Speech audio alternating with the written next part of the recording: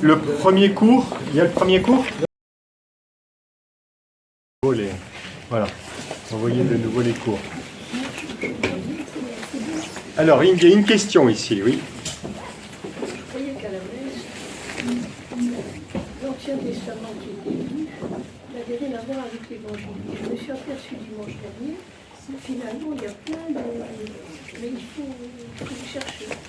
Exactement, tout le monde a entendu? Non. Voilà, donc je traduis, donc madame n'avait pas bien perçu jusque-là qu'il y avait des connexions fortes entre l'Ancien Testament et le Nouveau, et alors le cours, la dernière fois, elle a aidé à comprendre qu'il y avait beaucoup de liens, on le voyait dimanche dernier.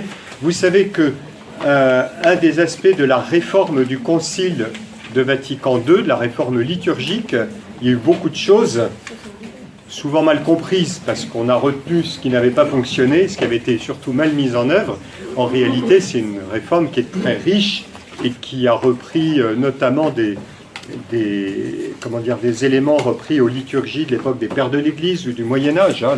Ce qu'on appelle la réforme liturgique, ça a été aussi un retour aux sources, c'était pas mal ça, notamment la valorisation de la liturgie de la parole et selon une intuition fondamentale au niveau de la foi de l'Église, je parle bien de la foi de l'Église, pas uniquement l'intérêt de lire la Bible, mais la foi de l'Église, c'est que quand Jésus vient, donc Jésus c'est l'Évangile, il s'inscrit dans une histoire où Dieu s'est engagé depuis la création et particulièrement depuis Abraham.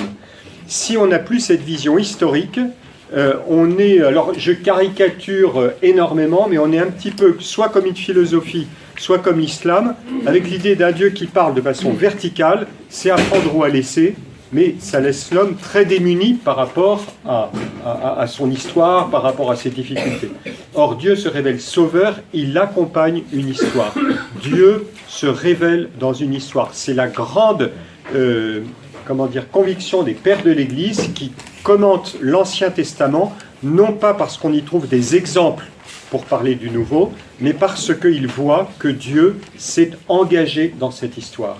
Et donc, je vais vous le montrer, je vais essayer de vous le redire ce soir avec Josué, mais ce qui s'est passé, je prends l'exemple le plus marquant avec la traversée, la libération d'Égypte et la traversée de la mer Rouge, ce n'était pas uniquement un exemple de ce qui allait se passer après, mais c'est un événement qui compte pour le salut. Voilà, qui n'a concerné qu'Israël, mais à travers Israël, c'était déjà les nations qui commençaient à découvrir le vrai Dieu. Voilà. Et donc à la messe, on a toujours voulu garder l'Ancien Testament et le Nouveau Testament. Alors c'est sûr que la liturgie, jusqu'à Vatican II, il y avait une première lecture qui était rarement l'Ancien Testament. Je pense pas que je connais très mal cette liturgie. Hein. Peut-être pas du tout, voilà, très peu, sauf peut-être à la Vigile pascale. Voilà. Et c'est sûr que Vatican II a dit il faut qu'il y ait l'Ancien Testament et une épître de Saint Paul. En général, quelquefois, c'est une répartition un peu différente. Voilà. Il y a un enjeu théologique énorme pour comprendre que la vérité chrétienne, c'est une vérité qui s'inscrit dans une histoire qu'on appelle une histoire de salut. Voilà. Il y avait une autre question? C'est dans cette mesure-là qu'on ne peut pas opposer la foi et la raison. Exactement, on ne peut pas opposer la foi et la raison. Et la foi, elle est le fruit d'une aventure de Dieu avec son peuple. Dieu se révèle et il donne à l'homme la capacité de le comprendre. C'est là que la raison intervient. Et il y a eu la rencontre entre le judaïsme et la pensée grecque. Mais le judaïsme avait avec lui cette vision beaucoup plus historique qui reste fondamentale pour les chrétiens. Voilà. On peut s'étonner que Dieu parle finalement il parle tout le temps. Ah, il parle tout le temps. Moi, les gens qui disent Dieu, il dit rien, je dis mais attendez, est-ce que vous lui laissez la parole hein? Souvent, on est tellement bavard qu'on oublie, d'où l'importance du silence. C'est pour ça que dans les monastères, il y a le silence, l'oraison, c'est silencieuse. Alors Dieu parle à travers les Écritures expliquées, à travers la liturgie, à travers notre conscience, à travers notre cœur. Voilà. Et le prophète, il parle sous quelle forme? Alors, là, on va parler de Josué, mais voilà, je retiens quand même la question vraiment importante que vous avez posée. Une dernière question, ça va? Vous en avez d'autres? Très bien, eh bien nous y allons, c'est parti pour Josué. Voilà, c'est avec Josué que nous commençons la série des figures annonciatrices du Christ dans l'Ancien Testament. Hein. Cette année, c'est les figures de l'Ancien Testament, et votre intervention nous rappelle que ces figures, ce n'est pas uniquement des exemples du passé, mais c'est des événements annonciateurs, mais où déjà on peut dire que le Christ s'engage. Alors pourquoi Josué? Pour deux raisons. D'abord parce que le livre de l'Exode demandait une conclusion. Ceux qui ont suivi le cours sur l'Exode l'an passé, je me suis posé la question, quel dénouement vais-je donner? Est-ce que cette année, j'ai pensé à un moment faire toute une année sur l'arrivée en terre promise, sujet passionnant, qui n'est pas forcément le plus important.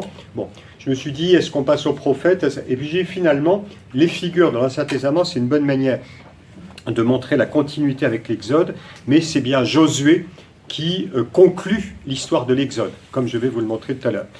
Il y a une deuxième raison qui est plus importante, c'est que avec Josué, nous découvrons un thème très très important, un mot très important, qui est présent par exemple chez saint Matthieu, chez saint Luc, c'est que nous entrons dans une histoire d'accomplissement. Accomplissement. Le Seigneur accomplit ce qu'il a dit. Il a promis et il le fait. Je l'ai dit et je le ferai. Alors Josué, on peut dire que c'est le premier grand accomplissement d'une promesse, la première promesse faite à Abraham, qui apparaît clairement avec Josué. Et on va voir comment Dieu vient sauver son peuple en accomplissant ce qu'il a promis. Alors le plan est extrêmement simple, et il en sera de même pendant toute l'année. Grand 1, c'est la figure de l'Ancien Testament. Grand 2, c'est le Christ. Voilà, à quelques exceptions, ce sera comme ça.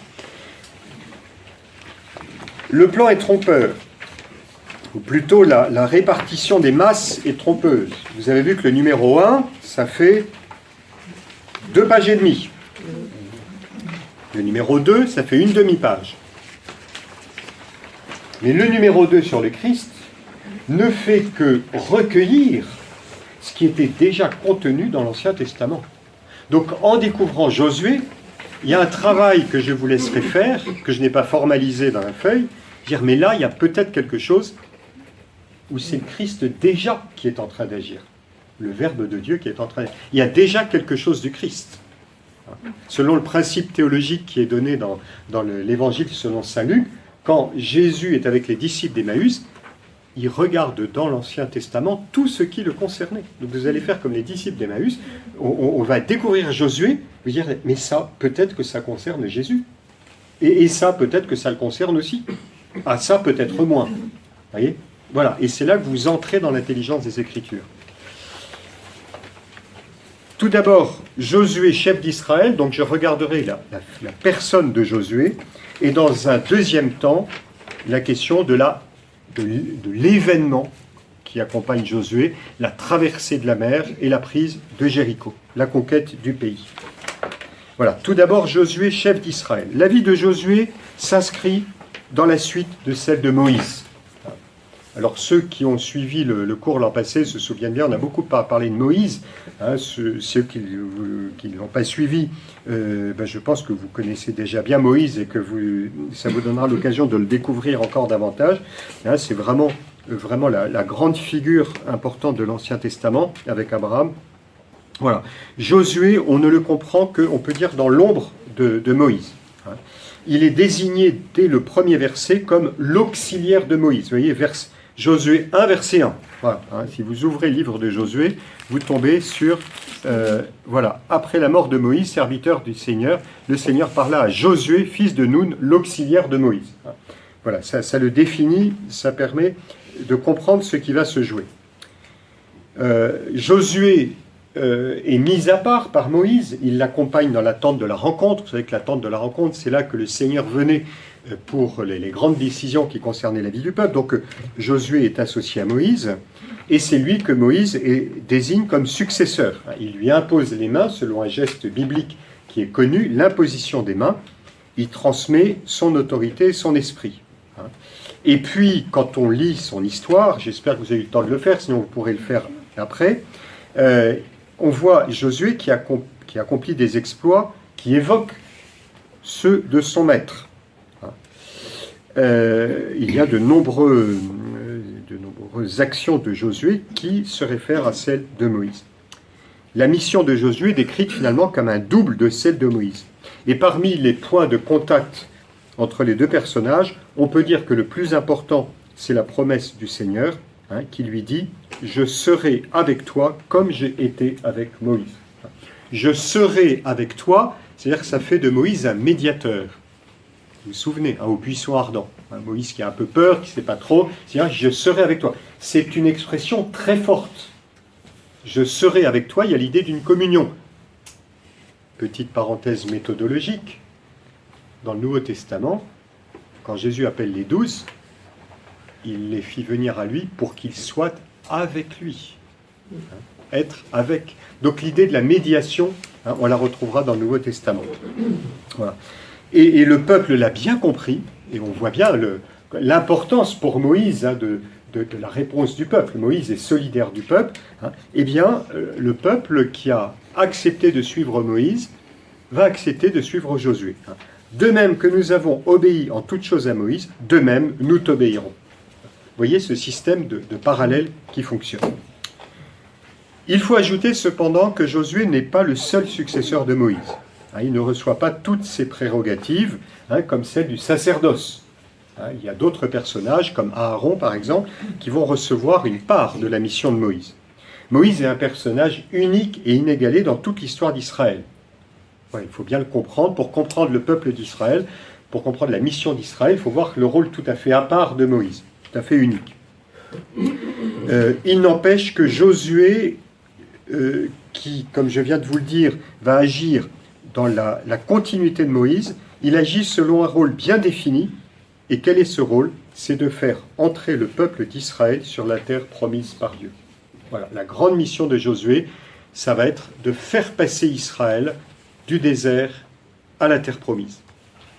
Il y a comme ça des personnes dont la grande mission, c'est d'opérer un passage. Quand Jean-Paul II, quand le cardinal Wojtyla a été élu pape en octobre 78, le 16 octobre 78, le cardinal Wyszynski, le deuxième cardinal polonais, plus ancien, son aîné, a dit au jeune cardinal Wojtyla, c'est toi qui auras à faire passer l'Église dans le nouveau millénaire. C'est beau, comme c'était un Josué, il y a quelque chose et de fait, Jean-Paul II l'a fait de façon absolument époustouflante, admirable, comme un nouveau Josué. C'était sa mission, faire passer l'Église dans le nouveau millénaire. Voilà. Eh bien, Josué, on peut dire que Moïse a dit à Josué, enfin c'est le Seigneur qui a dit à Josué, tu auras à faire passer Israël du désert. Et Dieu sait si pour Israël, le désert a été un lieu d'une importance capitale, un lieu fondateur, un lieu d'épreuve, le lieu de la redécouverte de la liberté, le lieu de la connaissance de Dieu. Midbar, l'écoute de la parole, c'est ça le désert, Midbar, l'écoute de la parole. C'est le mot désert, ça renvoie à la parole. Voilà. Eh bien, Dieu a fait une promesse. Il a fait une promesse, et à un moment, la promesse va s'accomplir. Et bien, c'est Josué qui sera là pour l'accomplissement, comme je vous disais, de la promesse. Voilà. Une autre... Voilà, puis j'ajoute aussi, Moïse n'entrera pas en terre promise. Ça, on pourrait faire un cours entier sur le fait que Moïse n'entre pas en terre promise. Voilà, ce sera Josué qui va le faire. Une autre différence de taille, c'est que Josué apparaît comme une figure idéale. Vous me direz, Moïse, le grand Moïse. Précisément, Moïse, non. Moïse, il s'énerve, il fait des bêtises. Et même s'il ne rentre pas en terre promise, le Seigneur dit, c'est parce que tu as péché. Il a tué un Égyptien. C'est pour la bonne cause. Il n'empêche que... Voilà. En réalité, on insiste beaucoup dans le livre de l'Exode et les Nombres sur la solidarité entre Moïse et son peuple. Moïse, c'est un du peuple d'Israël. Voilà. C'est vrai qu'il a eu un lien avec Dieu tout à fait inégalé, comme je vous l'ai dit. On peut dire qu'il n'y a que Abraham qui soit comme Moïse. L'un et l'autre ont connu cette intimité avec Dieu absolument unique, mais il a été solidaire de son peuple au point de partager jusqu'à un certain point ses rébellions. Rien de tel chez Josué, qui bien sûr n'a pas connu la même intimité avec Dieu, mais on le voit du début à la fin de sa mission, il est sans hésitation, il est sans défaut. Et là, on arrive à quelque chose d'assez intéressant au niveau biblique, c'est que tous les personnages ne sont pas forcément les mêmes. Tous les personnages ne sont pas à prendre sur le même mode. Il y a des personnages qui ont une existence historique avérée, très forte. Et puis d'autres qui auront un rôle peut-être plus figuratif. Et c'est le cas de Josué. Josué est une figure idéale, mais il a moins d'épaisseur. On connaît moins son histoire, on connaît moins ce qu'il vit à l'intérieur de lui-même. Alors que Moïse participe à sa prière, à ses douleurs, à ses cris, à son... Moïse est un personnage qui arrive de manière très entière. Josué est tellement dans l'ombre de Moïse que ce n'est pas sa personnalité qui est mise en avant. On a l'impression que ce qui va être déterminant pour Josué, c'est finalement sa mission, c'est son nom. Son nom en hébreu, c'est Yehoshua. Yehoshua, qui signifie... Pardon ? Jésus. Alors vous êtes déjà en train de faire le lien, voilà, c'est bien, voilà, mais ça ne veut pas dire que Josué, ça ne veut pas dire Jésus. Hein. Jésus, ça veut dire quoi alors ? Yeshua. Ben, Yehoshua. Et alors Yehoshua, ça veut dire quoi ? C'est Jésus en Jésus arabe. sauve. Oui, mais avant d'être Jésus, Sauve. Seigneur. le Seigneur sauve. Yeho, le Seigneur sauve. Yehoshua, le Seigneur sauve. Voilà. La personnalité de Josué s'efface derrière sa mission, derrière son nom, le Seigneur sauve. Et c'est pour ça qu'on le voit avec cette loyauté sans faille, son courage, sa fidélité à obéir aux ordres de la part de Dieu, et une belle expression, hein, Josué ne s'écarte de la loi de Moïse, ni à droite, ni à gauche. Il est là où le Seigneur le demande, avec cette entièreté hein, de la fidélité, de la réponse à ce que Dieu lui demande. Voilà. Et là, on voit la figure de Josué qui est véritablement, pour le coup, on arrive à la figure. Hein. Si on dit à quelqu'un, oh, tu as une personnalité débordante, on a du mal à te comprendre, mais au moins tu es présent, la personne va être valorisée. Voilà. Il y en a certains, on va dire, bah, finalement, tu n'es qu'une figure, en gros, quasiment qu'un figurant. Alors, ce n'est pas le cas de Josué. Il va intervenir, il va agir. Quelqu'un qui a existé, qui avait une personnalité très belle. Mais ce n'est pas ce qui intéresse la Bible. Ce qui intéresse la Bible, c'est qu'il est au service d'une mission hein, capitale pour l'histoire du peuple d'Israël. Son nom, c'est Josué. À travers lui, le Seigneur va agir. Et Josué va se rendre disponible en obéissant à la loi de Dieu. Et d'ailleurs, il y a quelque chose qui confirme que Josué s'efface derrière celui qui va vraiment agir. Il est établi comme chef à la place de Moïse pour conduire le peuple d'Israël sur sa terre. Ça, j'ai insisté dessus. En réalité, le chef véritable, ce n'est pas lui, et il le sait. Au moment d'engager la conquête du pays, donc ça se passe au début du livre de Josué, il a une apparition, un homme qui se présente comme « Je suis le chef de l'armée du Seigneur ». Et Josué ne dit pas « Attends, c'est moi le chef ». On voit bien que Josué est déjà dans cette attitude d'obéissance. C'est quelque chose qui vient de plus grand que lui. Voilà. Un homme qui apparaît et qui dit « Je suis le chef de l'armée du Seigneur », c'est un procédé biblique parce que dans la Bible, et encore dans le judaïsme, on ne désigne jamais Dieu de manière directe. C'est à travers des hommes, à travers des anges. Très souvent, on l'a vu avec Abraham, qui est précédé par les deux hommes qui le conduisent à Sodome, et puis on se rend compte que c'est Dieu. Voilà. C'est très très fréquent dans la Bible. Voilà. Donc c'est bien Dieu qui lui apparaît et qui lui parle avec exactement les mêmes mots que pour Moïse au buisson ardent. C'est les mêmes mots. Il y a plein d'endroits où vous verrez c'est les mêmes mots que pour Moïse. Ôte tes sandales de tes pieds, car le lieu sur lequel tu te tiens est saint. Ça vous dit quelque chose. Ben là, il le dit à Josué. Donc Josué va faire la même expérience que Moïse. C'est le Seigneur qui lui apparaît. Et comme le Seigneur a envoyé Moïse pour libérer Israël d'Égypte, eh bien, le Seigneur envoie Josué pour aller jusqu'au bout de ce que Moïse a commencé, pour entrer en terre promise. Grâce à l'obéissance sans faille de Josué, Dieu lui-même va mener son peuple vers la terre promise. Vous voyez que... Alors, les questions, à la fin, on essaiera de... Voilà, j'essaye d'aller assez vite. Voilà. Mais vous voyez, quand je vous disais tout à l'heure, regardez déjà ce qui se passera dans le Nouveau Testament. Jésus qui agit. Est-ce que c'est un personnage comme un autre personnage ? Voilà. Est-ce que c'est pas à travers lui, Dieu lui-même ? Deuxième point, alors là on est dans la narration que nous connaissons bien, le passage du Jourdain et la conquête de la terre. Le passage du Jourdain et les conquêtes de la terre. Voilà, je le fais en 4 temps. D'abord l'ordre donné par Dieu, ensuite la traversée du Jourdain, puis la prise de Jéricho, un moment qu'on attend avec impatience, qu'on aime bien en général quand il y a de la cavalerie, de la castagne, les chevals et cavaliers, là qu'on est à Pâques, vous savez, on aime bien. Il y en a dans la Bible, il y en a beaucoup. Là vous allez être servis. Voilà. Prise de Jéricho et la conquête du pays. D'abord l'ordre donné par Dieu. Aussitôt après la mort de Moïse, le Seigneur dit à Josué, « Maintenant, debout, passe le Jourdain, que voici, toi et tout ce peuple, vers le pays que je donne aux Israélites. » Donc là, ça y est, l'action commence. C'est la grande œuvre qu'il aura à accomplir.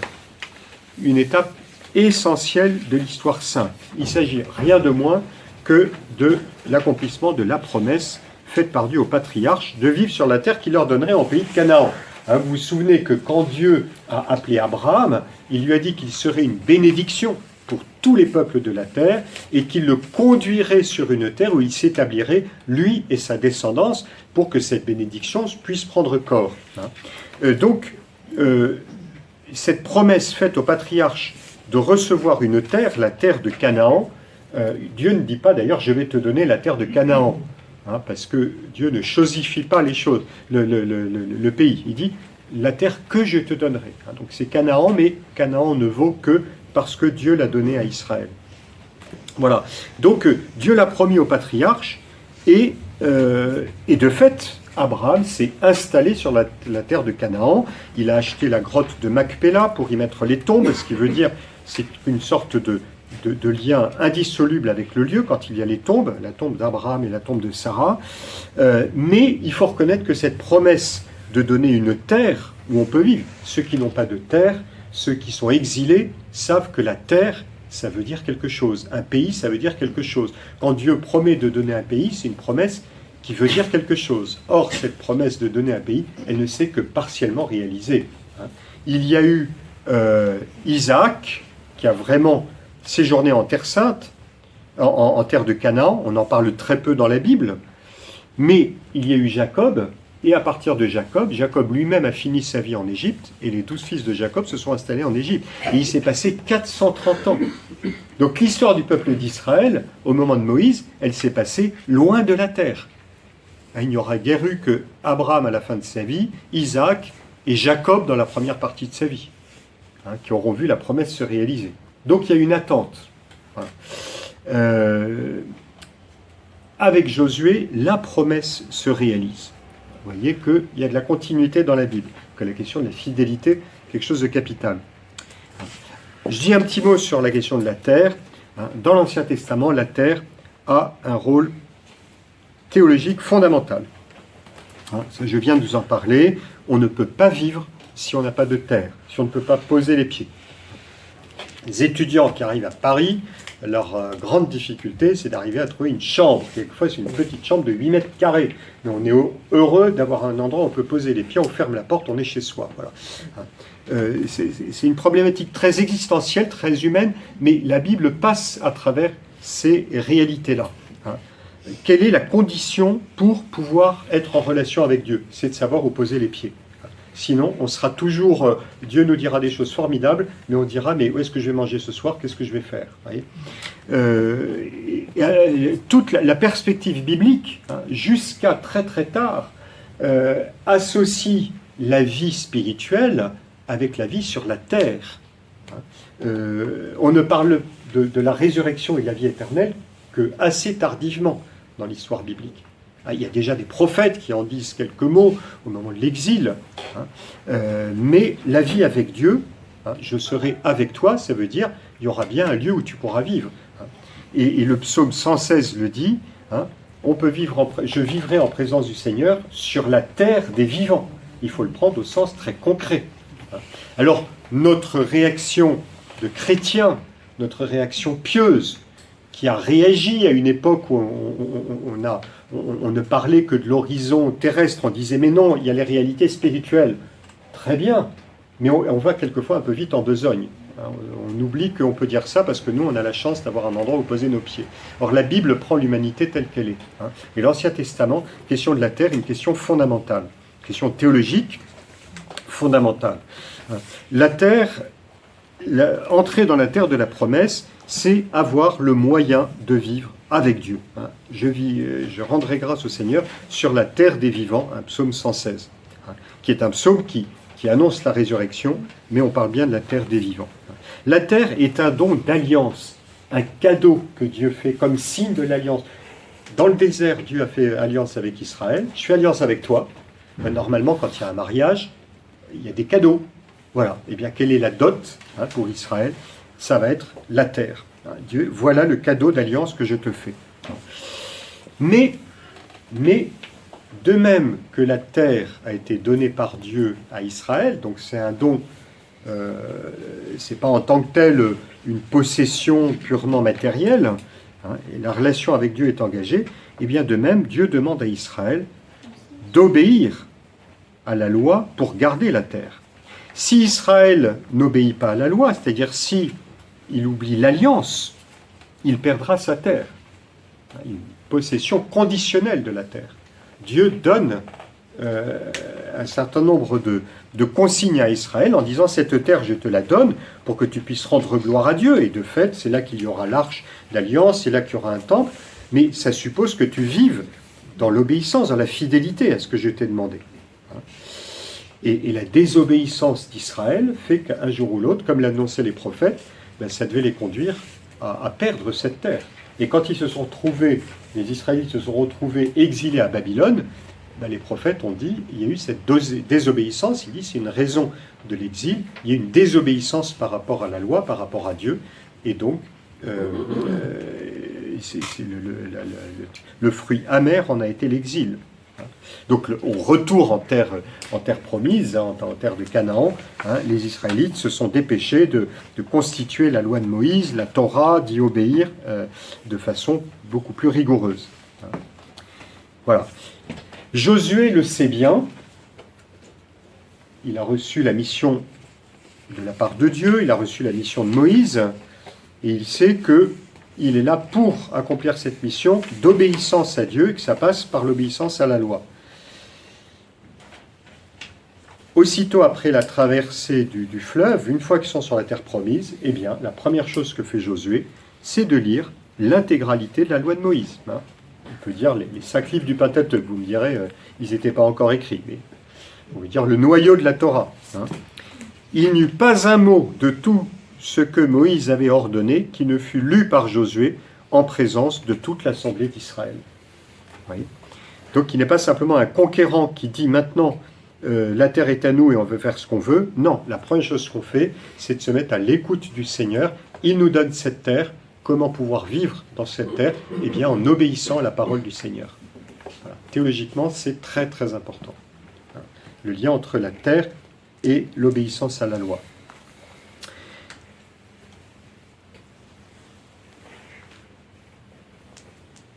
Josué va donc mettre en place cette grande opération de la traversée du Jourdain. Il a dû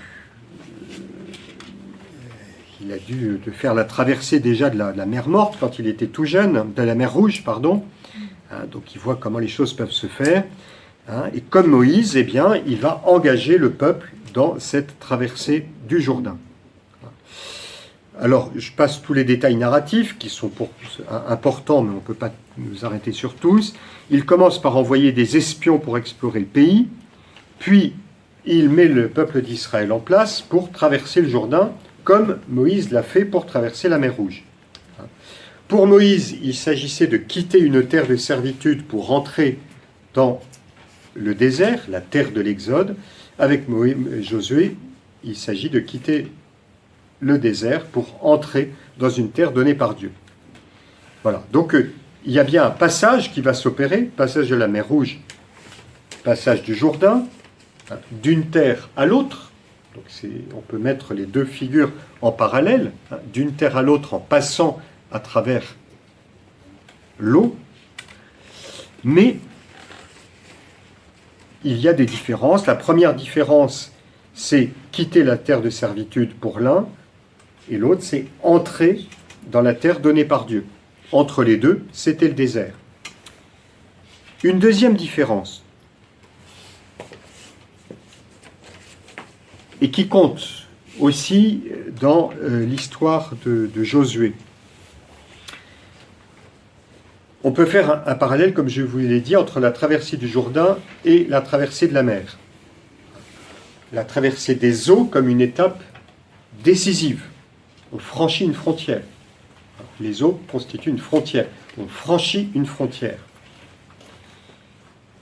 Mais est-ce qu'il y en a qui ont vu le Jourdain? Alors je sais certains, oui, récemment. Voilà. D'autres, oui. Depuis plus ou moins longtemps, on a vu le Jourdain. Est-ce que vous imaginez la mer Rouge comme le Jourdain? Non. Et vous avez raison.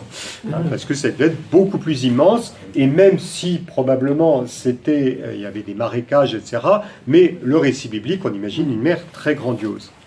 Il s'agit donc d'une traversée qui est décrite comme un événement beaucoup plus modeste que celui de l'Exode. Il y a dans la Bible, dans le livre du Pentateuque et puis dans tout l'Ancien Testament, un procédé que j'appellerais de rétrécissement. Comment on appelle ça, rapetissement.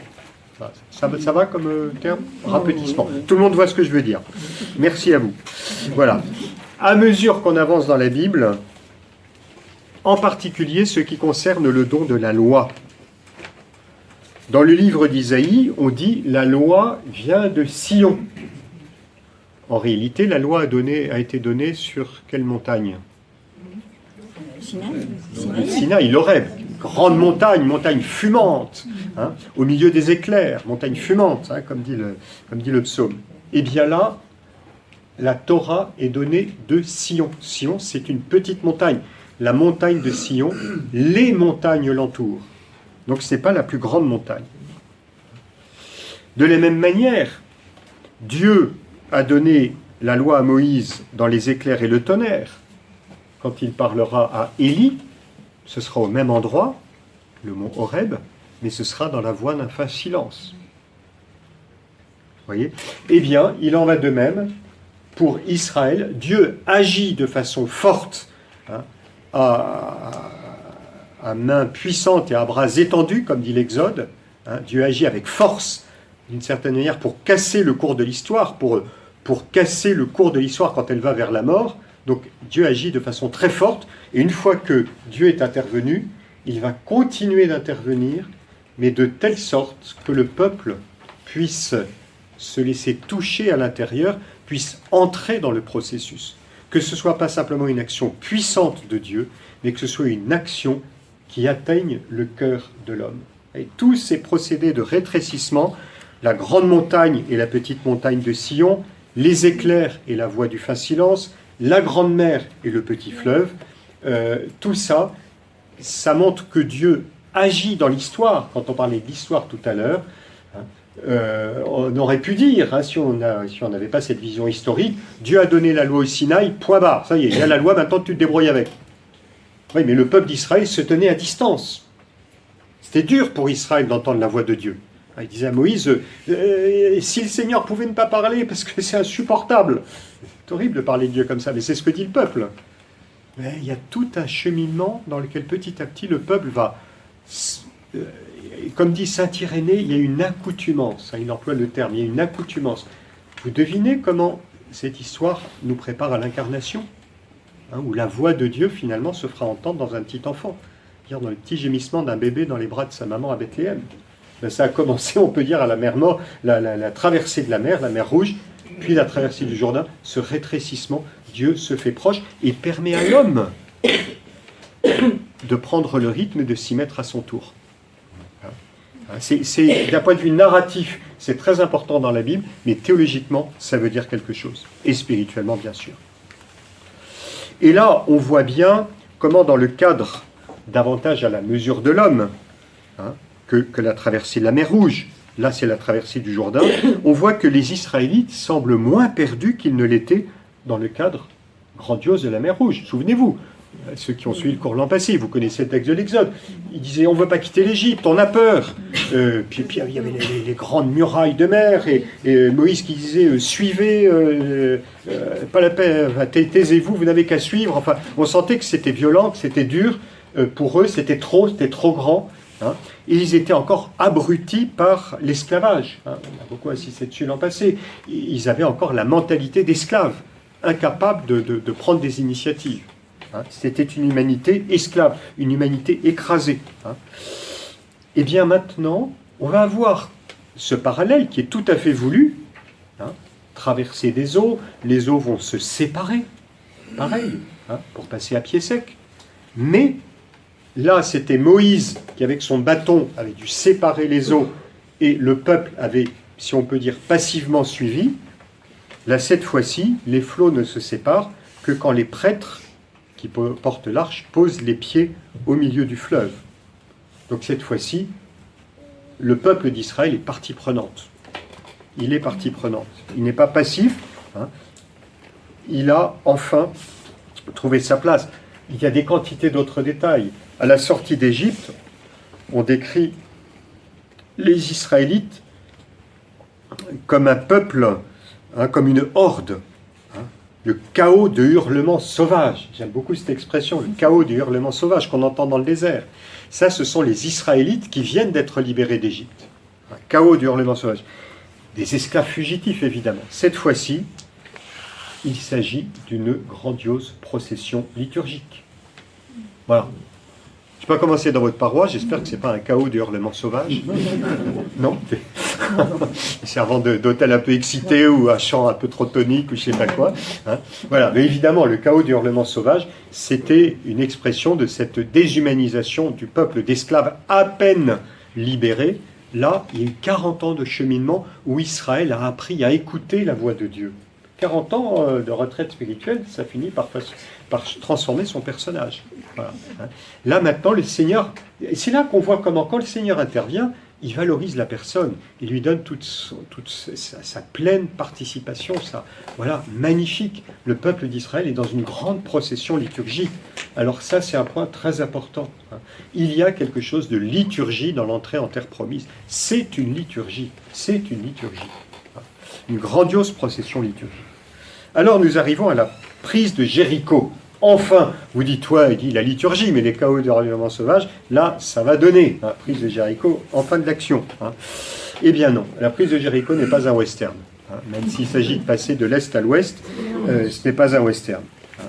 En réalité, nous restons dans un cadre liturgique. La prégnance de la liturgie est un élément clé de la compréhension du livre de Josué. Il y a bien sûr des opérations militaires, et Josué se présente comme un chef militaire. Mais une lecture attentive, et pas compliquée, une simple lecture du récit montre que l'entrée dans la terre promise, c'est d'abord une action liturgique. Et on le vérifie. Cela se vérifie en ce qui concerne la ville de Jéricho. Jéricho, c'est la première ville que les Israélites rencontrent après avoir traversé le Jourdain. Ce qui se met en place, c'est une grande liturgie autour de l'Arche d'Alliance.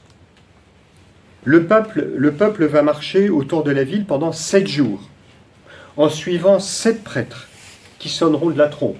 Le chiffre 7, c'est un chiffre liturgique, hein, c'est le rythme de la semaine, on l'avait pour le premier récit de la création. Voilà. Le tour de la ville pendant 7 jours en suivant 7 prêtres qui sonneront de la trompe. Le 7e jour, la procession fera 7 fois le tour de la ville.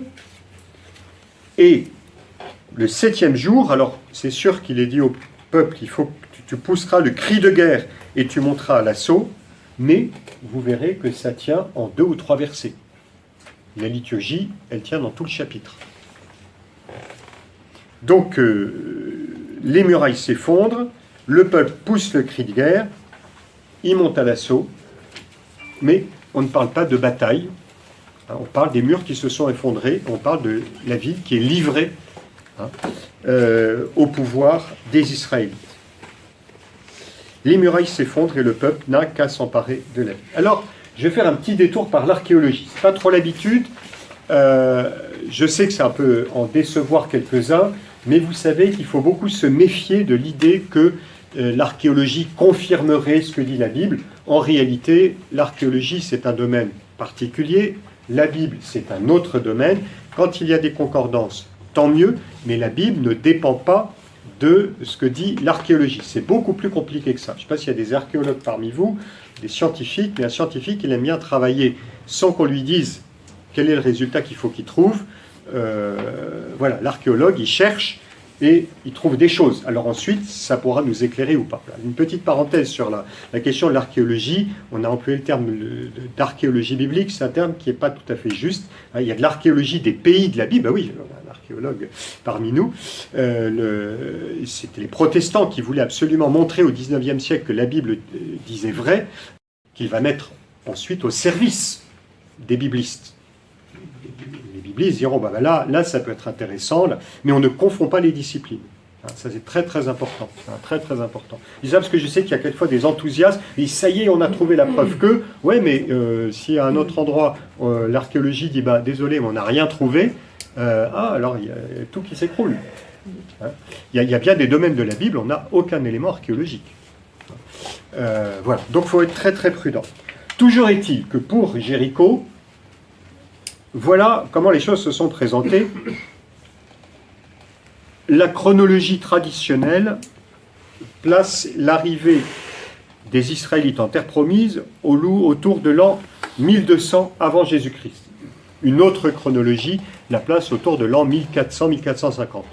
Bon. Ce qui est sûr, c'est que les fouilles de Jéricho, qui ont fait parler d'elle, puisque c'est une grande figure de l'archéologie, Miss Kathleen Kenyon, dans les années 50, une archéologue anglaise, ces fouilles ont montré que les murailles de Jéricho avaient été détruites par les Égyptiens en 1550 avant Jésus-Christ, au XVIe siècle. Et que, même dans l'hypothèse la plus proche, d'une arrivée au XVe siècle avant Jésus-Christ, quand les Israélites sont arrivés, les murailles étaient détruites.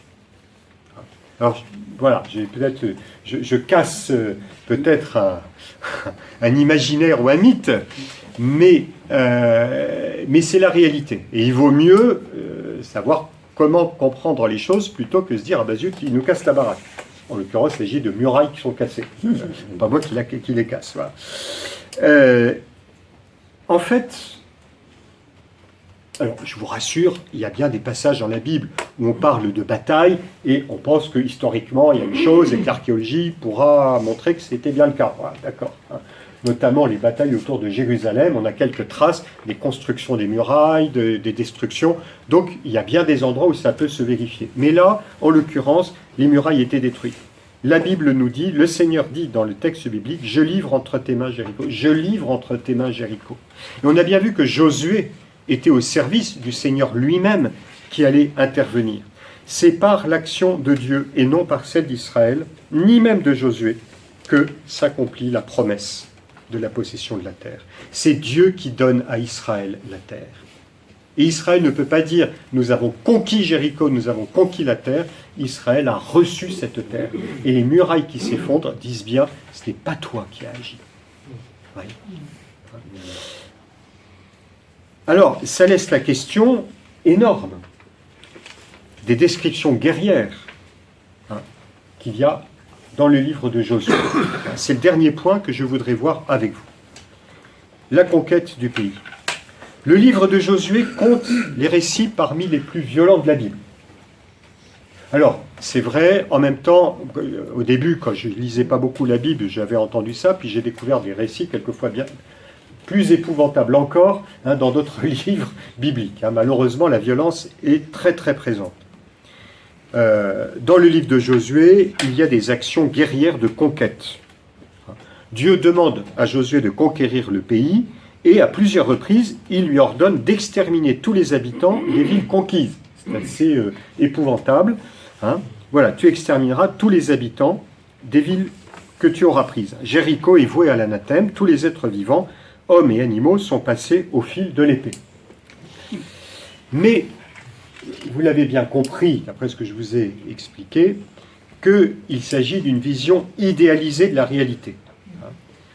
les exégètes se sont beaucoup posé la question, et la réponse paraît quand même assez évidente. Comment un peuple d'esclaves mal dégrossis, en 40 ans, va pouvoir constituer une armée au moins aussi forte que celle qu'elle va trouver en Canaan, qui, elle, était beaucoup plus organisée. À Canaan, ils avaient la maîtrise du fer, du bronze. Le fer permettait d'avoir des armes. D'ailleurs, on parle bien des Cananéens qui ont des chars et des chevaux. Ils ont des épées, ils ont des chars. Ils sont organisés. Vous avez des cités cananéennes. Quand vous voyez les villes construites par les Israélites, je pense spécialement à la ville d'Arad, gigantesque cité cananéenne, les Israélites arrivent, c'est une toute petite cité, 10 fois plus petite. Donc il y a une espèce d'affaissement culturel. On imagine, ce que l'on sait du peuple d'Israël arrivant d'Égypte, c'est que on imagine mal qu'ils soient avec leurs armes, leurs chevaux, vous voyez, qu'ils aient le moyen de conquérir le pays tel que c'est raconté.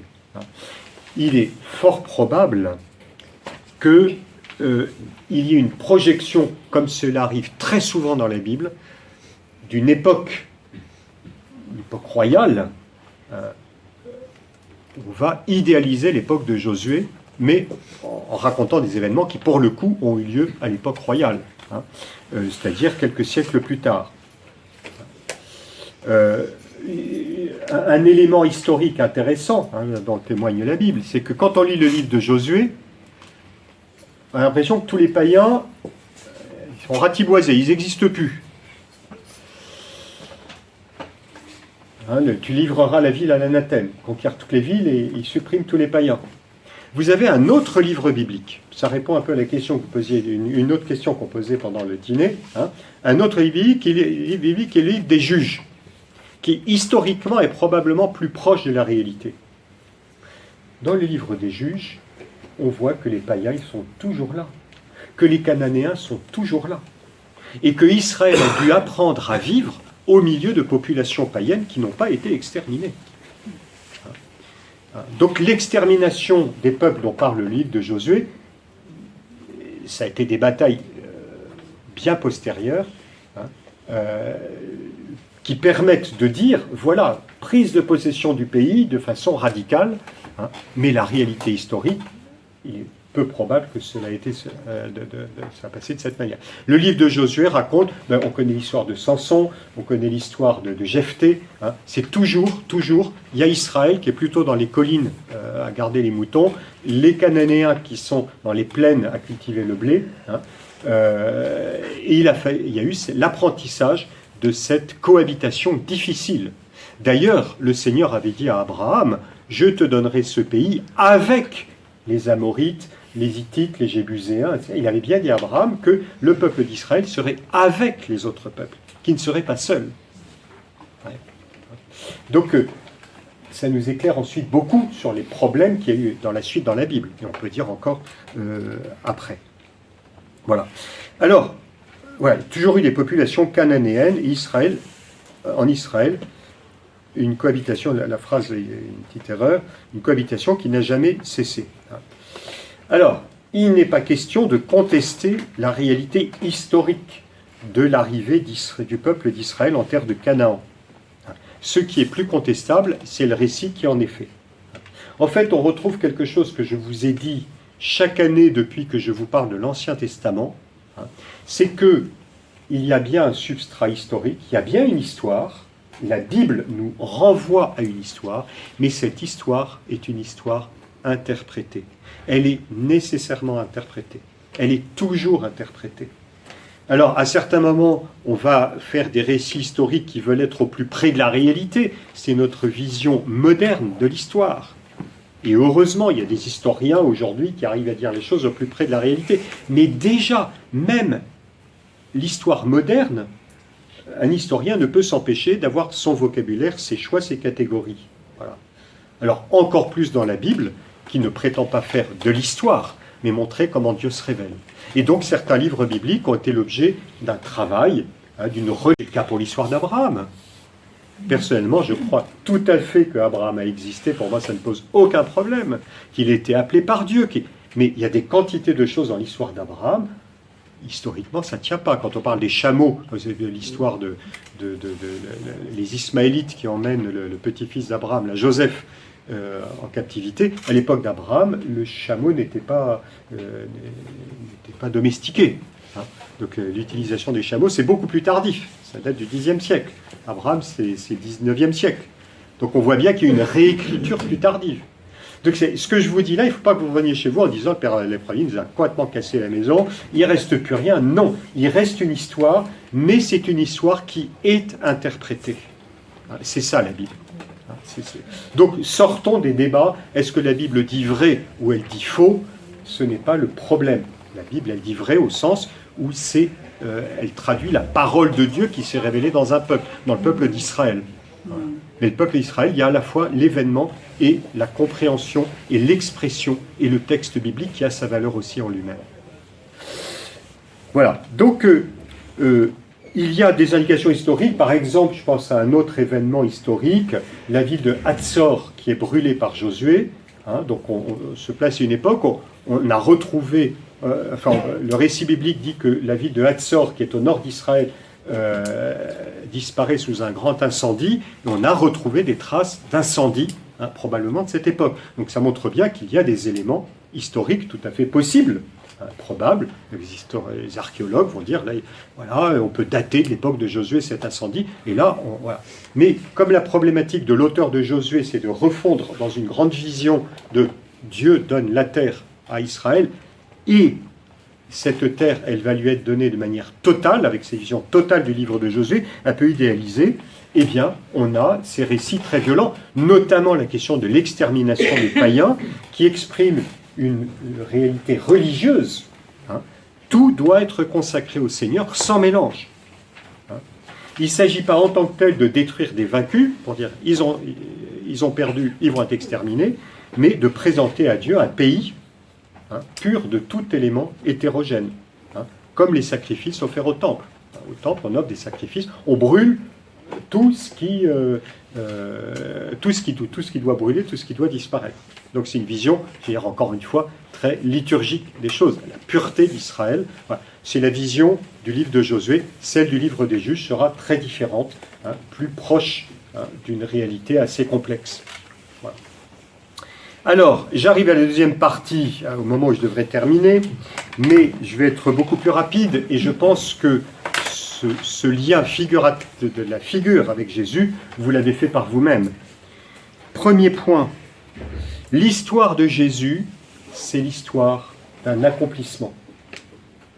Jésus accomplit les Écritures. J'espère que notre année, on aura l'occasion d'approfondir cela. Tout ceci advint afin que soit accomplie la parole des prophètes. Vous connaissez cette formule. Vous savez que selon la catéchèse la plus ancienne, vous savez qu'il y avait un modèle de catéchèse pour parler du Christ, d'enseignement de la foi, et on l'a dans les Actes des Apôtres, au chapitre 10.